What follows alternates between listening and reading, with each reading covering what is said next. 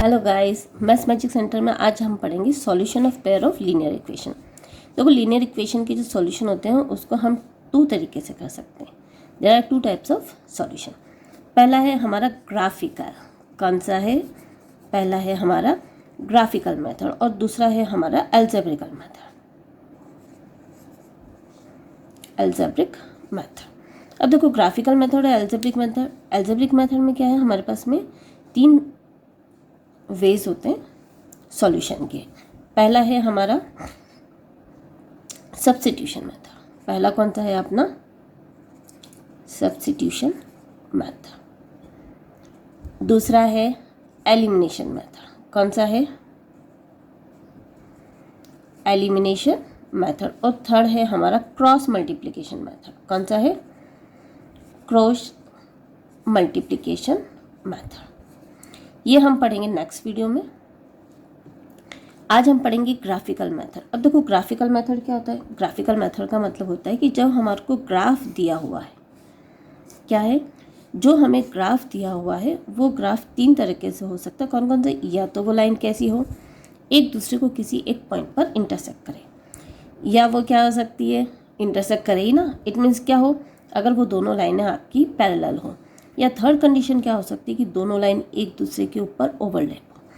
तो ये जो लाइन होती है जो एक दूसरे को एक जगह काटती है वो होती है हमारी इंटरसेक्टिंग लाइन। कौन सी होती है?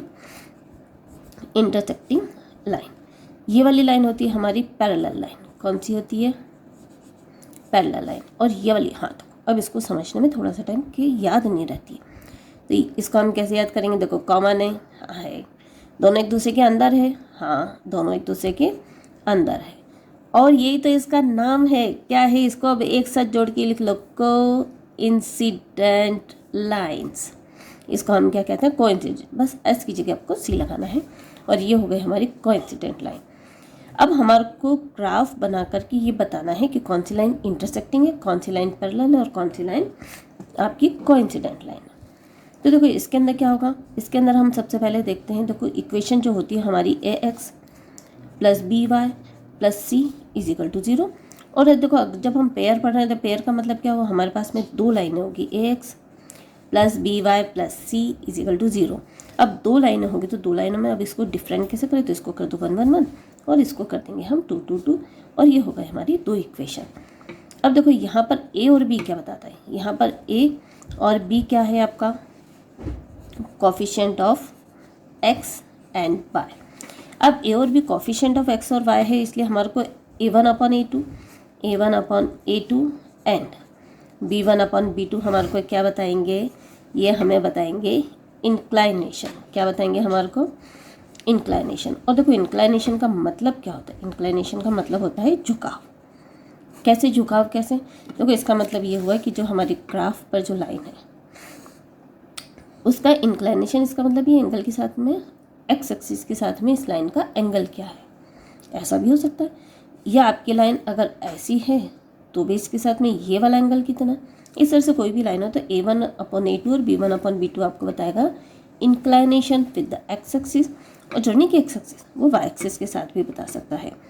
और c1 अपॉन c2, अब ये c1 अपॉन c2 क्या होगा? हमेशा a और b के साथ ही आएगा, यानी कि a1 upon a2 b1 upon b2 के साथ ही आता है c1 अपॉन c2। तो यहाँ पर अगर हम बात करें सिर्फ c1 अपॉन c2 की, तो c1 अपॉन c2 हमारे को बताएगा डिस्टेंस फ्रॉम द ऑरिजिन। क्या बताएगा हमारे को? Distance from the origin. अब देखो, एक बार इसको अपन समझ लेते हैं कि अब देखो, अगर हमारे पास में कोई भी लाइन आई है, अगर इस तरह से है, इसका मतलब क्या होगा? क्या होगा? इंक्लाइनेशन अलग अलग। देखो, इसका एंगल क्या होगा? मोर देन 90, जबकि इसका तो क्या हो रहा है? लेस देन 90, यानी कि क्या हो जाएगा? a1 upon a2 is equal to not b1 upon b2। देखो, दोनों का बराबर नहीं है। अगर दोनों का बराबर नहीं, इसका मतलब इंक्लाइनेशन भी सेम नहीं होगा, और जब इंक्लाइनेशन सेम नहीं है यानी कि क्या होगा? इंटरसेक्टिंग लाइन में होगा आपका a1 upon a2 is equal to not b1 upon b2। लेकिन देखो, क्या हो सकता है दूसरी बार में? क्या हो सकता है कि आपका a1 upon a2 is equal to b1 upon b2 हो। अब is equal to b1 upon b2 हो तो देखो, दो कंडीशन हो सकती है। कौन कौन सी? या तो आपकी लाइन पैरेलल होगी। अब देखो, अगर कोई भी लाइन पैरेलल है, पैरेलल इट मीन्स क्या हो जाएगा?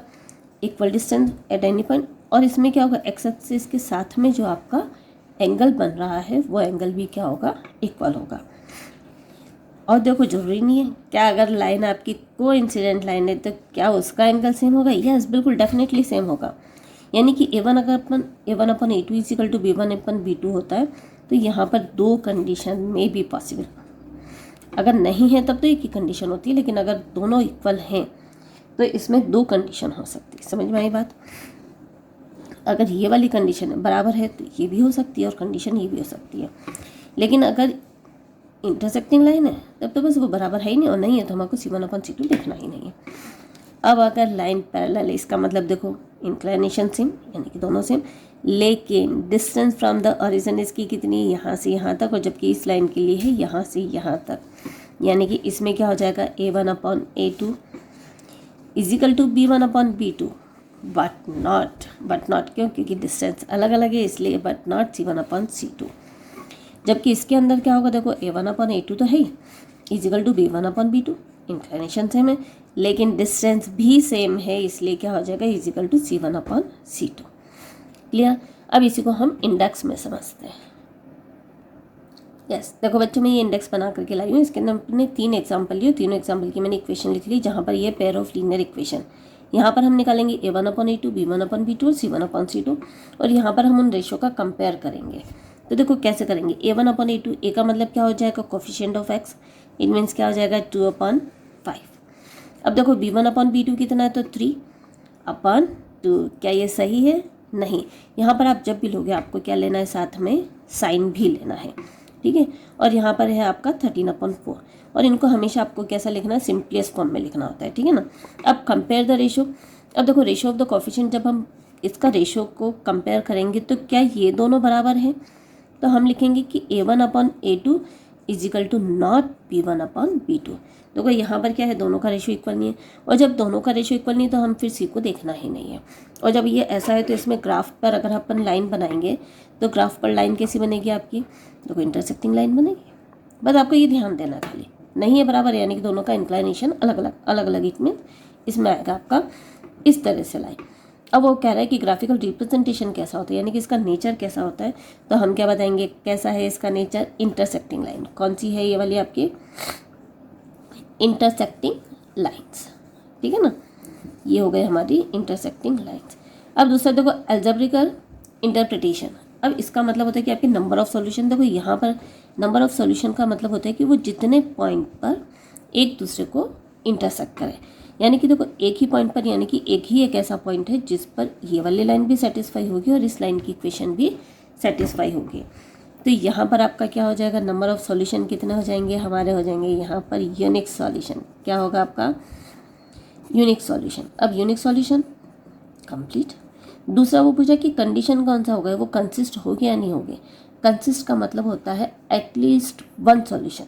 अब एटलीस्ट वन सॉल्यूशन होगा, हाँ इसके अंदर देखो एक पॉइंट ऐसा है जो इस लाइन पर भी है और इस लाइन पर भी, इसलिए ये क्या हो जाएगा आपकी लाइन कौन सी हो जाएगी, आपकी कंसिस्ट। देखो सेम ऐसे दूसरा एग्जांपल देखो, यहाँ पर आपका रेशियो क्या है 2/3, वेरी गुड बच्चों। यहाँ पर कितना है 4/6, लेकिन हम इसको रिड्यूस कर सकते हैं 2 से, तो कितना हो जाएगा, ये वाला हो जाएगा हमारा 2/3।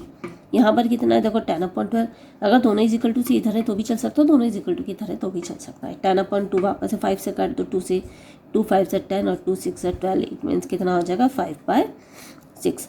लेकिन अब हम देखेंगे यहाँ पर आपको कंपेयर करना है रेशो का, क्या ये दोनों बराबर है, A1/A2 इजिकल टू B1/B2, और जब हमारे ये दोनों बराबर होते हैं तब हमारे को C का कंपैरिजन करना बहुत ज़रूरी है, इजिकल टू नॉट C1/C2।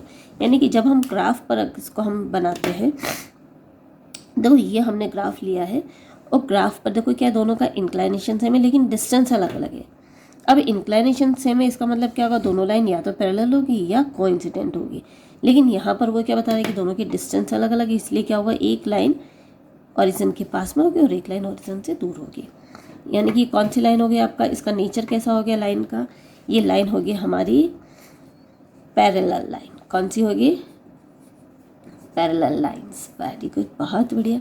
और जब पैरेलल लाइन होगी तो इसमें सॉल्यूशन क्या होगा आपका, कौन सा सॉल्यूशन होगा, इसमें नो सॉल्यूशन, दोनों एक दूसरे को कभी भी नहीं मिलेंगी। और नो सॉल्यूशन है तो क्या ये कंसिस्ट होगी या इनकंसिस्ट होगी? तो बिल्कुल ये होगी हमारी इनकंसिस्ट। क्यों होगी इनकंसिस्ट? क्योंकि इसके अंदर कोई भी सॉल्यूशन है ही नहीं।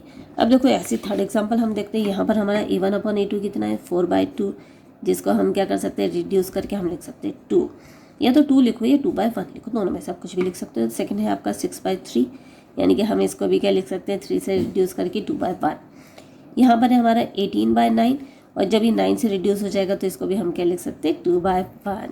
इसका मतलब क्या हुआ देखो 2/1 2/1 2/1। अरे वाह, ये तो सब भाई भाई बराबर बराबर a1/a2 is equal to b1/b2 is equal to c1/c2। ये तो सारी चीज़ें बराबर है, और जब सब चीज़ें बराबर है तो हमारा ग्राफ कैसा बनेगा? देखो हमारा ग्राफ बच्चों बनेगा कोइंसिडेंट। कोइंसिडेंट इट मीन्स क्या होगी? हमारी दोनों लाइनें इसके ऊपर ही होगी, ठीक है ना।